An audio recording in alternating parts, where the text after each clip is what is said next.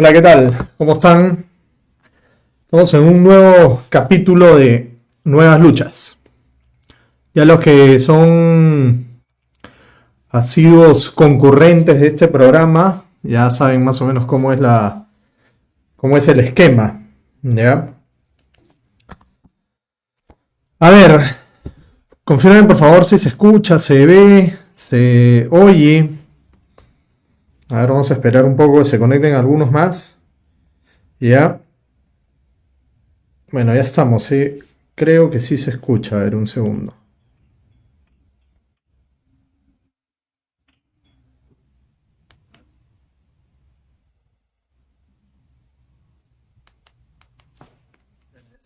Ya, listo. Bueno, a ver, los temas del día de hoy. ¿Ya? Hoy vamos a hablar sobre, ¿ya? Lo que dice el título, ¿no? Dividir la oposición. ¿Qué significa esto? Y esto es algo muy importante que tenemos que entender porque bastantes, digamos, que salieron en las marchas, digamos, porque que incluso muchos votaron por temas, digamos, que muchos me cuentan que muchos votaron incluso por Keiko Fujimori, digamos, porque no había otra, porque tenían que luchar contra el comunismo, y es algo que Keiko, digamos, ha tomado ahorita como bandera y que sigue fomentando, ¿no? Si quieres luchar contra el comunismo, únete a mí. Eso ha sacado el día de hoy en Twitter, y me parece muy importante que hablemos, no de Keiko, sino más bien hablemos de esta estrategia, digamos, que se usa normalmente, no solamente que usa la izquierda, que se usa normalmente, muchos elementos, para destruir un Estado democrático como el que conocemos. Yo personalmente, tomando digamos, la experiencia que ha habido en Venezuela, que ha habido en Cuba, que han habido en otros países, ¿no? En que se han presentado dictaduras, en que se han presentado dictaduras socialistas, sobre todo, que es la que probablemente nos estemos enfrentando, dictaduras comunistas, es que tenemos que detectar qué fue lo que ocurrió ahí, ¿no? Y eso es justamente lo que vamos a hablar el día de hoy, ¿ya? Antes de eso, de verdad quiero agradecer a las personas que los lunes a las 8 de la noche se conectan a este programa y hablamos de un tema en específico. Ahora, a partir de hoy, vamos a hablar de estos 23 pasos. Va a ser un tema, un paso por semana. O sea, una acción que cometen estas personas o estos estados, ¿no? Sobre todo comunistas, que terminan convirtiéndose en dictaduras. Nuevamente estoy diciendo, las dictaduras no necesariamente son comunistas, hay dictaduras de muchos colores. El análisis que yo he hecho es un análisis desde las experiencias que han habido, que algunos tienen caracteres propios del comunismo, y en última instancia va a ser lo que vamos a analizar porque es lo que nos compete y ese riesgo más cercano que tenemos, ¿no? Otro día haremos un ejercicio de cómo son las dictaduras de la derecha, pero no es el caso, digamos, ahorita no es la urgencia porque lo que queremos generar es que empecemos a sensibilizar a la población y sobre todo empecemos a tener criterios, ¿ya? Entonces, agradecer a las personas que los días lunes se conectan a este programa, de verdad muchas gracias. Y los que recién se están conectando el día de hoy, por favor compartan, denle like, comenten. Esto, en vez de ser un monólogo, muchas veces, de hecho la semana pasada hubieron muchísimos comentarios. De hecho, la idea es que hayan bastantes, pero bastantes comentarios, ¿no? Queremos hacer un diálogo, no queremos hacer propiamente un monólogo, ¿ya? Esta no es una clase ni de política, ni de filosofía, ni de absolutamente nada. Este es un tema en el que lo importante es que hagamos política juntos, porque eso es parte del problema, que no estamos acostumbrados a hacer política. Otro punto, antes ya de tocar el tema de fondo. Digamos, han habido algunas personas que me han estado preguntando, me han incluso estado llamando medios de comunicación para dar mi declaración de por qué, qué es lo que ha pasado conmigo y con Somos Perú. Los que me conocen saben que soy militante del partido Somos Perú, he sido candidato al Congreso 2 veces y han habido algunas voladas, malos entendidos, que me estoy yendo a otro partido, etc. El tema es muy simple. ¿Ya? El día lunes pasado, hace una semana exactamente, yo presenté mi licencia al Partido Democrático Somos Perú. En primer lugar, estoy sumamente agradecido con las autoridades, con los militantes, con muchas personas que he conocido y que realmente son son ejemplo de entrega. Esto nos tiene que quedar claro. O sea, yo he visto en Somos Perú, que es un partido que se entrega, hace una ayuda social fuertísima, cosa que no he visto en ningún partido. Y no se hace, evidentemente, faltando un mes en campaña, ¿no? El trabajo es constante, continuo. Entonces, sí hay un compromiso social que a todos nos llama, digamos, aquellos que queremos servir a la sociedad, es algo bastante importante. Pero también, digamos, son ejemplos de que tienen estas verdaderas intenciones de cambiar la política. Hay muchos jóvenes, muchos militantes que son así. Sin embargo, digamos, es normal, y esto pasa en todos lados, hasta en las familias, que hayan discrepancias personales.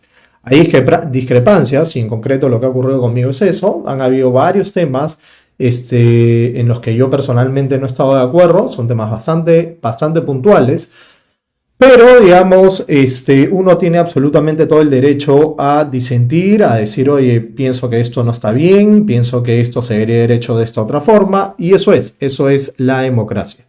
Entonces, vamos a ser bien claros, ¿no? Entonces, esto es lo que en concreto ha ocurrido conmigo. No quiero que hagan, digamos, una novela, un mito sobre este tema, ¿ya? Yo personalmente comparto la ideología de Somos Perú, voy a ser súper claro. El ideario de Somos Perú, que además nos encargamos algunos de sacar, de reeditarlo, de rescatarlo, que estaba perdido prácticamente 20 años, ¿no? Porque varios hemos estado trabajando en esta situación de recuperar, digamos, la identidad del partido.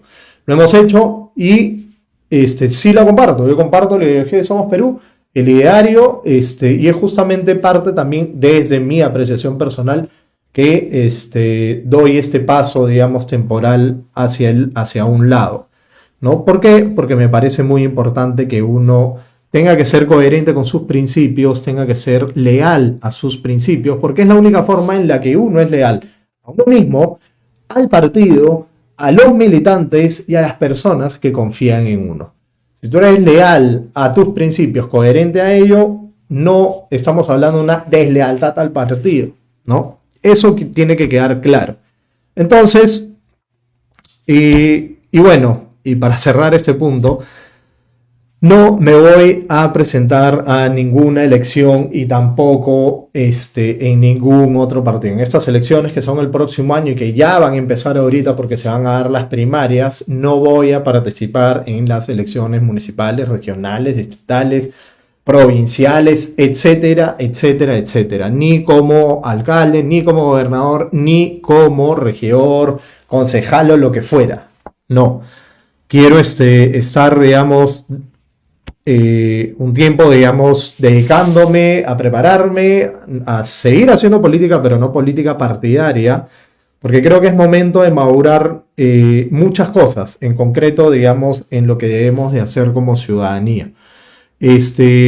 Sinceramente sí me han invitado a varios partidos, incluso, digamos, a tener un nivel protagónico bastante interesante, pero no me veo yo personalmente en otros partidos.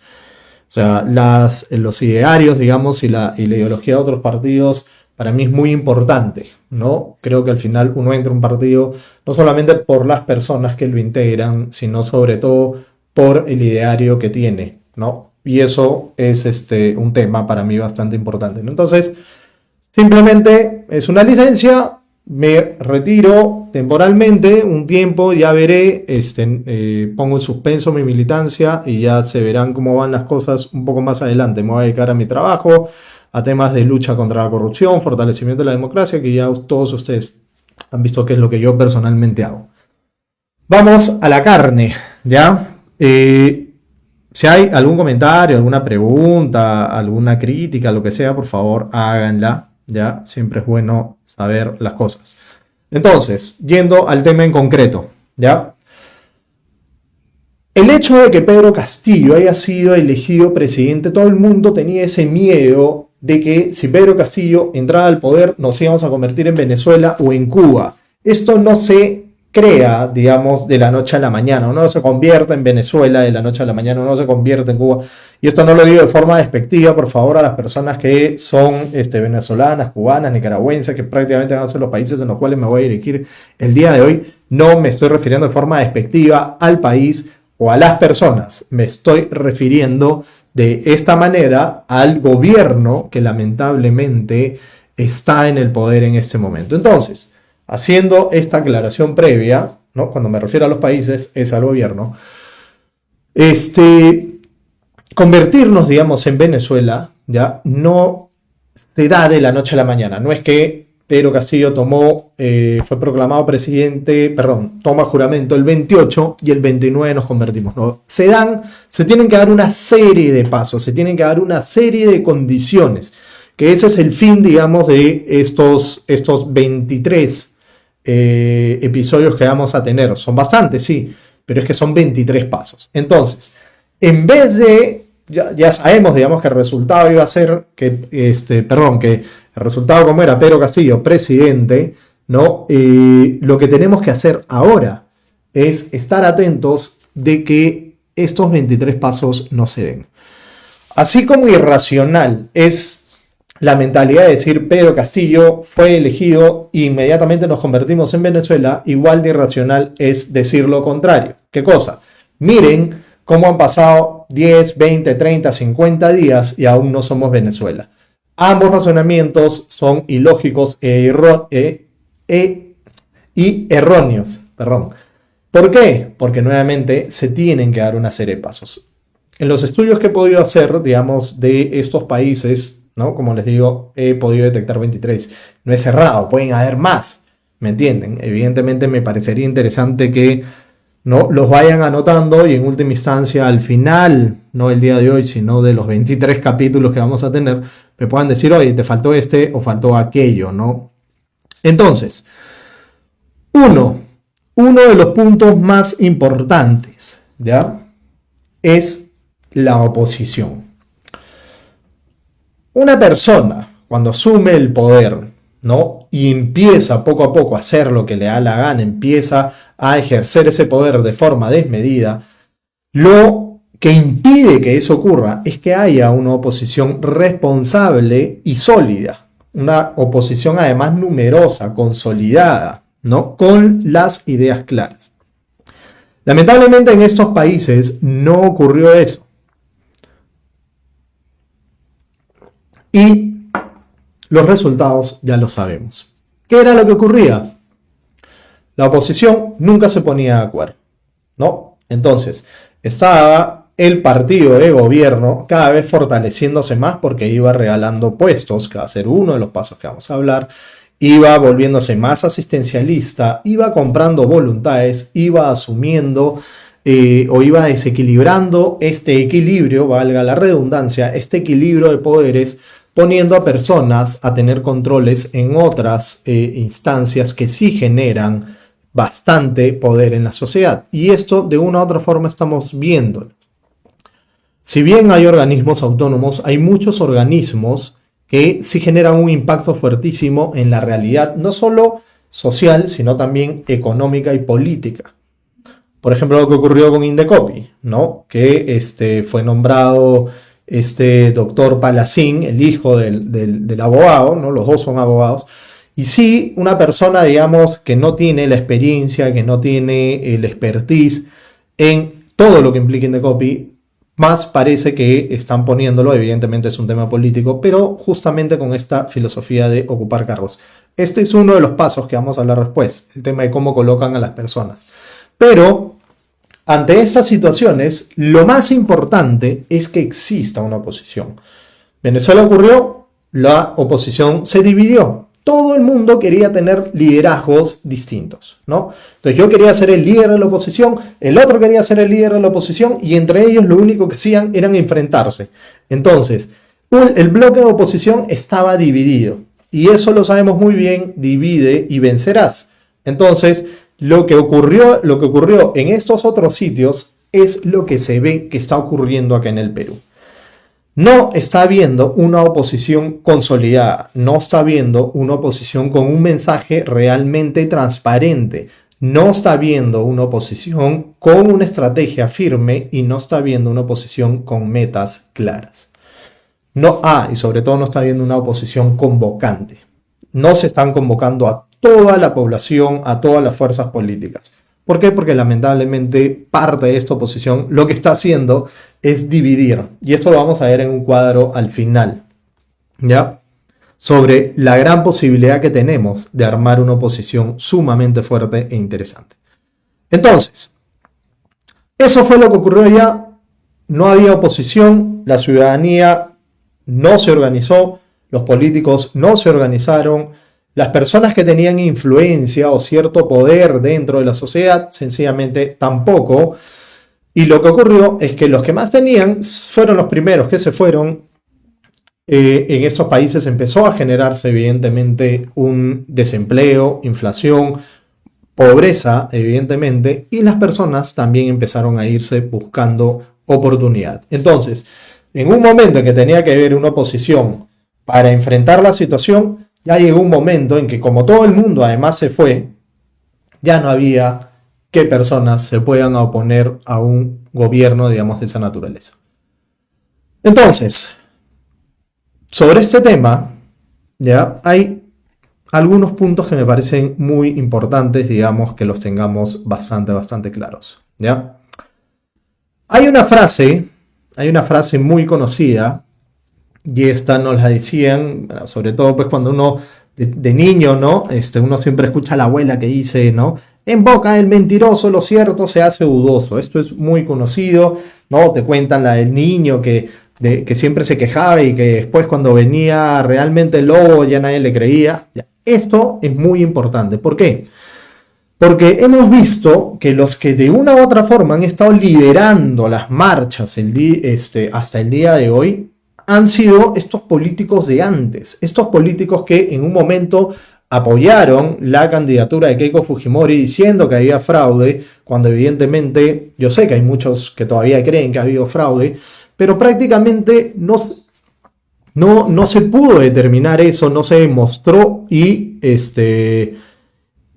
hay más bien, todo indica que no hubo fraude. Nos duela, no nos guste a algunos, evidentemente no voy a entrar en esa discusión, ya lo hemos hablado muchísimas veces anteriormente, pero estos políticos que salieron, ¿no?, con esta bandera, evidentemente se pegaron a un ala, que era un ala fujimorista, a pesar de que digan de que estaban peleando por la democracia, salían con Keiko Fujimori, y vamos a ser claros, el partido más fuerte que hay en el Perú es el antifujimorismo, y eso lo tenemos que entender.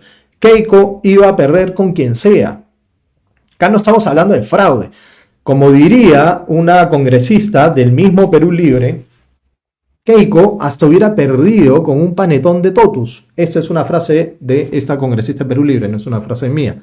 Pero bien objetiva esta congresista, es verdad. Que a Pedro Castillo le tocaba segunda vuelta con otro, el otro probablemente ganaba, pero le tocó la que iba a perder de todas maneras.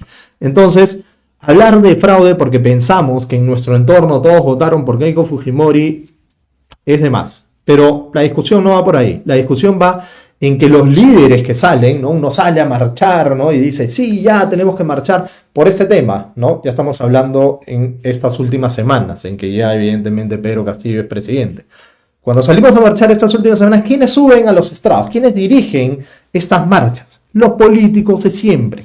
Los políticos que se comieron el pleito del fraude, los políticos que han salido a apoyar a Keiko Fujimori, los políticos que han sido ministros, digamos, de varios gobiernos muy cuestionados, personas además que, vamos a ser claros, tienen responsabilidad en la situación en la que estamos el día de hoy. Echarle la responsabilidad de que Pedro Castillo sea presidente por unos cuantos que decían, ¿no?, yo soy más digno porque no voy a votar, ¿no?, por Fujimori, ¿no?, es totalmente irracional. O sea, uno no sabe para quién trabaja. Pedro Castillo no era nadie en el año 2017, gracias a quien se volvió un líder sindical, digamos, y con una presencia fuertísima, gracias al Fujimorismo. El Fujimorismo fue el que le dio este liderazgo lo llevaba al Congreso, lo llevaba a un lado, al otro lado. ¿Para qué? Porque querían tumbarse a la ministra Martán, entonces, ministra de Educación. Entonces, ¿quién crea, digamos, en última instancia? Por eso nadie sabe para quién trabaja. ¿Quién crea al final a Castillo? El mismo fujimorismo. Lamentablemente, las cosas son así, ¿no? Nadie tiene una bolita mágica para saber qué va a pasar en el futuro, ¿no? Pero nunca en la política la venganza, el hacer política de esa manera como se hizo en el año 2016 al 2020, nos iba a llevar hacia buen término. Entonces, ¿qué es lo que tenemos? Tenemos en primer lugar que los políticos que están liderando estas marchas son los políticos añejos, los políticos de siempre, los políticos que ya no tienen absolutamente ninguna credibilidad. Y esto es muy importante, porque en la boca del mentiroso hasta lo cierto se hace dudoso. ¿Por qué digo esta frase? Porque a pesar de que la lucha sea cierta, a pesar de que la lucha sea necesaria, cuando sale un líder totalmente deslegitimado, que ya no tiene la capacidad de convocar y que además ha hecho una contracampaña contra otras fuerzas que sí podría convocar, lamentablemente esa unidad de esa oposición está condenada a no darse. Y esto es lo que ha venido ocurriendo. Entonces, número uno, tenemos que buscar nuevos liderazgos. Ese es el primer lugar. Ese es el primer punto que tenemos que tener claro. Ya no podemos seguir esperanzados en estos líderes de antes, con rabo de paja, totalmente deslegitimados y sin capacidad de convocatoria. Primer elemento. El otro elemento que me parece muy importante es, tenemos que aprender tanto de lo malo como de lo bueno. O para algunos probablemente no sea bueno, digamos, que Merino haya salido, pero vamos a ver, bueno en el sentido de la eficiencia de las marchas. La eficiencia de las marchas de noviembre que se tiraron abajo a Merino, a pesar de que muchos estén de acuerdo o en desacuerdo, fue una victoria, si le queremos poner, de la marcha. O sea, es una marcha que consiguió algo. ¿Pero por qué lo consiguió? Y ese es el elemento que tenemos que tener también bastante claro. Cuando salimos a marchar, vamos a marchar por la democracia. Yo soy un defensor de la democracia, esto bastantes que me conocen lo saben, pero es como que, no sé, venga tu hijo y te diga, papá, te prometo que voy a ser más bueno. No, pues, o sea, medidas concretas. ¿Qué significa ser más bueno? No sé, te voy a hacer caso a la primera. Ok, eso es una medida concreta. ¿Qué otra cosa? Voy a atender mi cama todos los días. Perfecto. Pero si tú sales a marchar por la democracia, es tan igual como cuando tú agarras y dices, voy a marchar o le estoy prometiendo a mi papá que voy a ser más bueno. Marcha por la democracia, sí. Marcha contra la corrupción también. Marcha, digamos, por los valores políticos que todos creemos. Pero tenemos que ser muy claros. Tenemos que marchar por cosas concretas, por luchas inmediatas, por luchas que se pueda comprobar que el día de mañana se hizo o no se hizo. Por eso, la marcha que hubo en noviembre tuvo éxito, ojo de nuevo, como marcha, porque era el mensaje sumamente claro. Fuera Merino, fuera Merino, fuera Merino. Una petición muy concreta, muy tangible. Y ese es el elemento. Lo que tenemos que buscar ahora son esos elementos concretos y tangibles que no hemos estado visualizando de forma clara. Y para que esto se dé, que es el otro elemento que es muy importante, tiene que haber una estrategia de la oposición. Imaginemos que el día de mañana ocurra un milagro, aparecen nuevos líderes que lleven esta oposición convocante, ¿no? Sin importar, eres rojo, eres caviar, eres rosadito, eres moradito, eres de tal partido, de tal otro partido, sin importar eso, sin importar si eres de derecha, de izquierda, de centro, de lo que sea. Se tiene que convocar gente de todos lados. Y eso se tiene que generar a través de liderazgos de todos lados, ¿me entienden? Entonces, acá viene el tema. Tenemos que generar esta oposición en la que estemos defendiendo el país. Defendiendo el país con nuevos líderes, defendiendo el país con pedidos concretos en cada una de esas luchas. Y el otro tema es, una vez dada esa oposición, tiene que haber una estrategia. Para que haya una estrategia tiene que haber un análisis de la problemática. Prácticamente eso es lo que yo he hecho. Es agarrar y decir, bueno, ¿qué es lo que ocurrió en otros lados? Esto acá, ¿tenemos que evitar que ocurra lo mismo? Exacto. Entonces tenemos que establecer estrategias, pero las estrategias se tienen que hacer con medidas y objetivos en el corto, mediano y largo plazo. Y en el corto, mediano y largo plazo no es, vamos a pedir la vacancia de Pedro Castillo. Miren, ese yo creo que podemos discutirlo otro día, pero ese no es el fin. El fin es que el Perú se pueda gobernar. El fin es que el Perú alcance una paz social que todos queremos. Y el fin es que en el Perú no se hagan locuras. ¿Me entienden? Perfecto, Pedro Castillo, si quieres seguir gobernando, gobierna. Pero estas líneas no las vas a pasar. Y eso es lo que tiene que quedar sumamente claro. Gobierna. Fuiste elegido. Hay muchos peruanos que tienen esperanza en ti. Perfecto. Pero esto de acá no vas a pasar. No vas a transgredir los cimientos de algo que nos ha venido costando más de 200 años y que ni siquiera hemos terminado de construir, que se llama democracia, que se llama república. Y eso es lo que tenemos, o ese es el mensaje que debemos de dar y que debemos de tener claro. Estrategia con claridad. Hace 2000 años había una persona que decía, por lo tanto, yo corro teniendo una meta bien clara. Yo peleo para ganar, no como quien da golpes al viento. Eso es lo que debemos hacer. No podemos dar golpes al viento. Se juntan los días sábados, ya marchan uno por un lado, otro marcha por otro lado, otro marcha por otro lado. Ya miren qué bacán. ¿Qué es lo que dicen los otros? Dicen, oye, tranquilos, estos se van a cansar. ¿Qué es lo que está ocurriendo? Estos se van a cansar. No tienen una estrategia, no tienen una organización, ¿no? Evidentemente estoy hablando, digamos, de Perú Libre y de los que tienen estas intenciones, ¿no? Entonces ellos dicen, tranquilos, que se van a cansar. Y es lo que viene ocurriendo. ¿Por qué? Porque no hay liderazgo, no hay estrategia, no hay compromiso y no hay victorias cortas y victorias tangibles.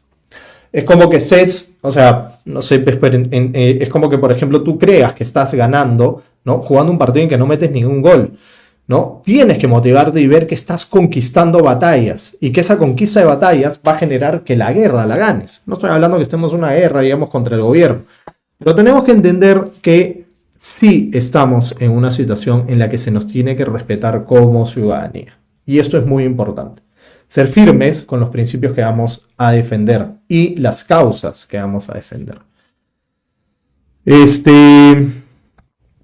A ver, acá voy a enseñarles un cuadrito, ¿no? Como para ya ir terminando un poco el programa del día de hoy, pero me parece muy importante. Es un cuadrito que hice hace un rato. Ya, voy a apagar un poco la cámara para que no... Sí, no, ya, ahí está. Ya, ¿qué importa? Ya, estos son los resultados que hubo en las elecciones, ¿no? Que ahorita acaba de pasar, elecciones 2020 y elecciones 2021, ¿ya? Estos no son cuadros estadísticos, nada, esta es información de la OMPE, nos guste o no nos guste, ¿ya? Y es muy importante que analicemos esto acá, justamente bajo la línea de lo que estaba hablando, consolidar la oposición. En la primera vuelta, Castillo ha tenido 18.92% de los votos válidos. De los emitidos, ¿no? Los emitidos son los votos o sea, la diferencia entre válidos y emitidos es que los válidos no cuentan, los blancos, nulos y los ausentes, ¿no? Que quede claro. Entonces, Castillo ha tenido, pues, sacando los blancos y nulos. Castillo ha tenido el 2.724.752 votos, ¿ya?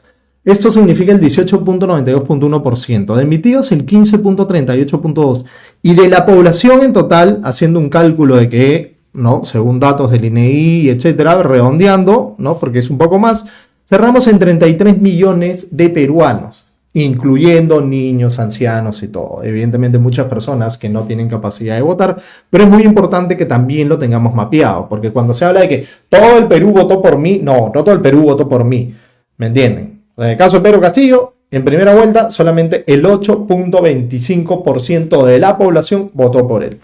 Y si queremos ser buena gente, solamente el 15% de la totalidad de los votos emitidos, ¿ya? Pero lo que hay que analizar es la segunda vuelta.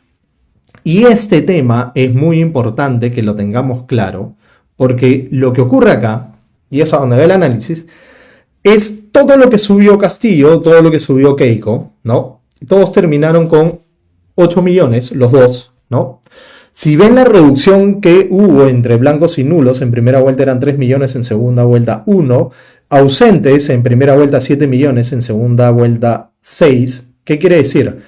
Que hubo más personas, ¿no? En concreto 2 millones de personas que dejaron de votar en blanco y nulo, y 1 millón de personas, ¿no? En segunda vuelta que, ¿no? 1 millón de personas más que fue a votar. Entonces esto es muy importante, esto habla del compromiso de las personas, esto habla de cómo realmente lo que querían, ¿no? En muchos casos era así comprometerse, porque habían solo 2 candidatos y habían 2 posturas, ¿no? Teóricamente, digamos, antagónicas, cuando lo antagónico es el tema económico, más que nada, porque muchos temas sí se parecen.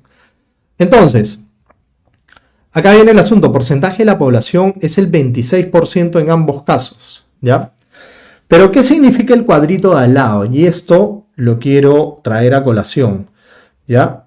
Los blancos y nulos representan el 3.72% de la población, los ausentes 19.48% de la población, estamos hablando del 23.21% de la población, ¿ya? Que no escogió por ninguno, ¿ya?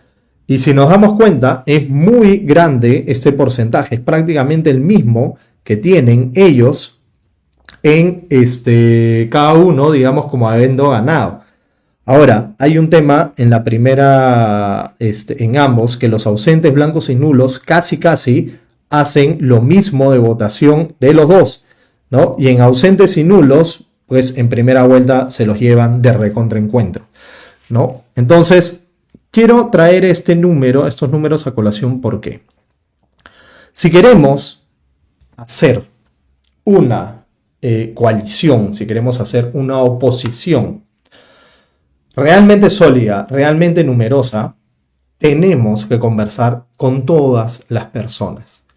Y esto es muy importante porque acá se trata de salvar al país. No se trata de salvar mi forma de pensar o mi extremismo, que eso es lo que está ocurriendo. Lo que está ocurriendo es, se está dividiendo más y se están polarizando más y todos están peleando entre todos. Y esto lo que va a generar, evidentemente ya dije, que la oposición se divida, se fraccione y jamás sea eficiente. Eso es lo que están tratando de hacer, incrementar los opuestos. Esta es una estrategia que siempre han sabido hacer muy bien los de izquierda, digamos, sobre todo los de izquierda extrema. Entonces, tenemos que hablar con todos. Y tenemos que hablar con aquellos que incluso no nos gusten, porque es momento de dejar esos pleitos de lado, los pleitos ideológicos, y unirnos en luchas en que realmente sean necesarias, en que realmente son urgentes. Entonces, si nuevamente vemos el cuadrito para cerrar, ya nos vamos a dar cuenta que hubo muchos millones de personas que votaron por Keiko y que no querían votar por Keiko, pero dijeron tengo que salvar al país en contra de esto. Y hubo muchos millones de peruanos que votaron por Castillo, pero no por él, sino en contra de Keiko. ¿Ustedes se imaginan la potencia que tuviéramos? Que muchos de los que votaron por Keiko, de esos 8 millones, ¿ya? Que 2 millones realmente asuman su compromiso de ciudadano, ¿no? De decir, vamos a salir contra aquellas cosas que quieren destruir la república y la democracia. Y muchos de los que votaron a favor de Pedro Castillo, es decir, en contra de Keiko, también estarían dispuestos a salir. Y también vamos a ponerle unos 2, 3, 4 millones de personas. Es un gran número de personas y de porcentaje que hay en el país que podría salir a pelear por esto, ¿no? Y a esto le sumamos los blancos, nulos, ausentes, etc. O sea, pero ahí viene el tema. ¿Quién tiene la capacidad de convocatoria? Y pretender que solamente lo va a tener uno, vamos a caer en el mismo gran problema de caudillismo que no nos va a llevar a ningún lado. Lo que tenemos que hacer nuevamente es sumar fuerzas, sumar grupos, sumar ciudadanos, políticos, sumar artistas, deportistas, influencers, etc. Y eso, ¿no? Es justamente lo que... O sea, no veo, digamos, que haya muchas personas que estén interesadas en este tema, ¿no? Muchos líderes. Y eso es algo que voy a empezar a promover yo personalmente, ¿no? lo que voy a empezar a moverme es convocando a algunos amigos que conocí dentro de la política que no tienen anticuchos, que son de varios partidos. Vamos a empezar a unirnos y les pido a todos ustedes que también lo hagan. Hay una página que se llama Lucha Perú, un grupo en Facebook, por favor síganla. Vamos a empezar a convocar personas ahí. No estoy tratando de asumir un liderazgo yo, porque acá los que tienen que ser líderes son ustedes, ¿ya? No es una lucha por mí, es una lucha por el Perú. Vamos a convocar líderes de muchos sitios. Todos van a ser líderes. Eso es lo que tienen que entender y eso es lo que tiene que entender el gobierno. Que acá no nos estamos cansando, tienen que entender que acá sí vamos a hacer las cosas bien y vamos a pelear las cosas en la misma cancha que ellos la pelean, estratégicamente y con paciencia. Ellos usan mucho una frase de la paciencia estratégica.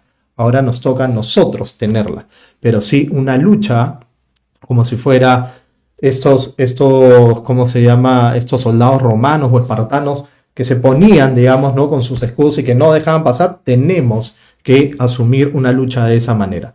Las ideas claras, las metas claras, los conceptos claros y qué es lo que pretenden hacer ellos. En primer lugar, no podemos permitir que la oposición se divida. Y la oposición no es solo la derecha, no caigamos en ese simplismo. ¿No? Estás en contra de Castillo. Ni siquiera estoy diciendo que estemos en contra de Castillo, estamos en contra de las cosas que se quieran hacer que nos afecten como país, ¿no? Tenemos que estar en contra, no de grupos, sino de ideas, ¿ya? Entonces, ¿se quiere implementar esto? Salimos, hacemos el frente, pero ya tenemos que tener claro cuál es la estrategia de ellos, que es parte del trabajo que yo he venido haciendo estos días. A ver, quiero agradecer a los que están conectados, por favor, compartan, den like y ya, a ver, voy a leer un poco de los comentarios porque evidentemente, como he dicho, esto no quería que sea un monólogo, una clase, ¿no? Hola Ana, ¿cómo estás? Eduardo, bien, tener las cosas claras es importante, siempre con respeto y las buenas formas. Uno puede dar un paso al costado para seguir avanzando. Exacto. No, incluso, no necesariamente es un paso al costado, a veces incluso tienes que retroceder para agarrar más vuelo, ¿no? Bruno lo hubieran recuperado antes de las elecciones, su diario, ahora es tarde. Te estás refiriendo al tema de Somos Perú. Bueno, el tema, pues, los tiempos, los plazos, uno no siempre los maneja, ¿no? Las circunstancias, la historia es caprichosa, así que esto lo recuperamos después. Y Somos Perú tiene mucha historia todavía por venir, así que no condenemos tampoco o enterremos a nadie. Creo que tiene mucha gente valiosa y, como digo, el corazón de Somos Perú pesa y late, ¿no? Su ideario, su visión, las personas. Para llegar a ser como Venezuela o Cuba no se da de la noche a la mañana, sino es un proceso, así es. Lo más importante es evitar esa asamblea constituyente que es avalar a los pro-terroristas, así de claro, ¿sí? El tema de la asamblea es algo que está dentro de estos 23 pasos que hacen, es importantísimo, pero justamente la forma de evitar que esto ocurra es consolidando la oposición, haciéndolo un bloque unido y fuerte, convocando personas de derecha, de extrema derecha, de centro izquierda, y si hay alguno de extrema izquierda que se quiere sumar, en buena hora. No podemos ser tan tontos por quedarnos con la estúpida idea de decir yo tengo la razón porque yo soy de la extrema derecha y yo creo que los de extrema izquierda son unos tarados. Al final lo que vamos a terminar haciendo es destruyendo nuestro país. Ahora no es momento de pelear por esas tonterías. El día de mañana peleate para ver quién tiene la razón. El día de hoy tienes que pelear por el Perú. ¿Ya? Creo que si hubo fraude, de eso estoy convencido al 100%, duela a quien le duela. Perfecto, Ana, digamos, yo respeto tu posición. Gracias a Vizcarra, Jurado Nacional, tenemos a Castillo. Mira, es muy complejo porque el Jurado Nacional de Elecciones y la OMPE son organismos autónomos, o sea, yo creo que tenemos a Castillo por otros temas, ¿no? O sea, a veces, yo sé que Vizcarra, yo no soy hincha de Vizcarra, pero Yo sé que Vizcarra le echan el pato de todo, ¿no? Y hay algunas cosas que sí es responsable, algunas no. Pero con respecto a esto, no, porque el Jurado Nacional de Elecciones no depende del presidente y la OMP tampoco, ¿no? Las elecciones de las autoridades y etcétera, el presidente no tiene absolutamente injerencia. Entonces es muy complicado. Y realmente, yo ya dije, digamos, por ejemplo, el 2020, ¿no? Ahorita el Congreso se ha querido tirar la reforma electoral y de partidos. Y el 2020 se tenía que haber aplicado esto que hemos visto hace poco de que de 24 partidos quedan ahora solo 9, ahora 10 porque ya Pope Libera inscribió su partido, pero ahora solo quedan 10. Entonces se eliminaron 14 partidos. Eso, ¿no? Esa eliminación de la pérdida de registro de los partidos se debería haber aplicado el año 2020. ¿Eso qué hubiera implicado? A ver, que Perú Libre no hubiera entrado en estas elecciones. Y que por lo tanto Pedro Castillo, lo más probable, puede haber ido con otro candidato, pero con otro partido, pero lo más probable es que no, tampoco hubiera sido presidente. ¿Quiénes incentivaron esto para que no se apliquen estas elecciones? Ya sabemos qué partidos fueron, ¿no? Entonces, o sea, nos queda claro que fue Fuerza Popular y sus socios, digamos, del Congreso del año 2016. Entonces, es lo mismo. Lamentablemente caemos una tras otra. Entonces yo veo más responsabilidad en, aunque suene, aunque me digan, pero Gustavo, tú lo dices porque eres antifujimorista, no. Yo veo más responsabilidad en el fujimorismo de que tengamos el día de hoy a Pedro Castillo que a otras personas. Simplemente. Porque además se hicieron una campaña hasta el perno. O sea, la campaña de la segunda vuelta de Keiko Fujimori fue malísima por todos lados. Entonces, vamos a asumir responsabilidades bien claras, ¿no? Ok, hubo fraude, pero no tienes ninguna prueba, ¿estás 100% segura? Bueno, ahí supongo que ya empezaron a pelearse. Sí, todo fue tan transparente, ¿por qué no se muestran las actas? ¿Qué se ocultan? Los resultados vienen de ese organismo, cuestionado, etcétera, ¿no? Comentario fijado, Bruno. Ya eran recuperados. ¿Y para qué lo fijan? No entiendo, yo lo fijé. ¿Yo lo fijé? Ok. Bueno. Sí, yo voto en primera vuelta, en primera por Porky, la segunda por ninguno de los dos. Y los resultados vienen de ese organismo. Ya. Bueno, de verdad, muchas gracias ya a los que han seguido ahorita conectados. Nuevamente cierro, digamos, el programa el día de hoy diciendo que ya no es momento de mirar para atrás, ya no es momento de mirar que si votaste por uno o votaste por otro, que si fue fraude, no fue fraude, de que si esto y lo otro. Ahora tenemos que mirar para adelante. Si vamos a seguir fijándonos en lo que pasó antes, si vamos a seguir fijándonos en tú piensas esto, estás equivocado, ¿no? Yo no me junto con un cochino izquierdoso, yo no me junto con un intransigente de la DBA, no vamos a llegar a ningún lado.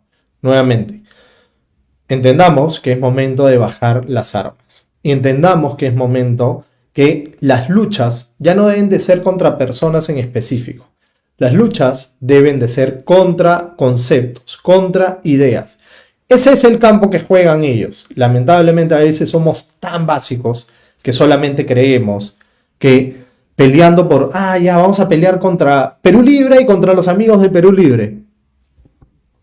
Eso no nos va a llevar a ningún lado.